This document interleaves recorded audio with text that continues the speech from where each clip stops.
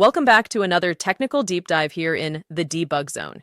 Today, we're tackling a big question and breaking it down with insights from other users. Hopefully, this clears up some misconceptions and helps you get the answer you need.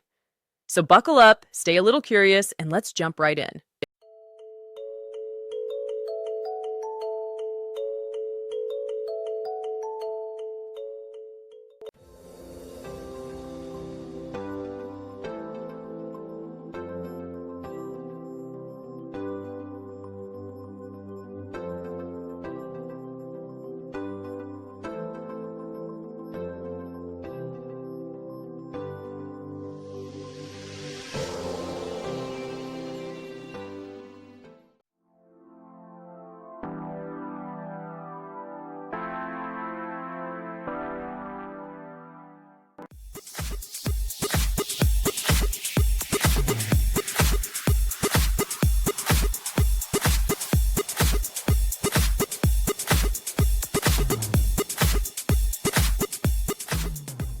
And that's a wrap.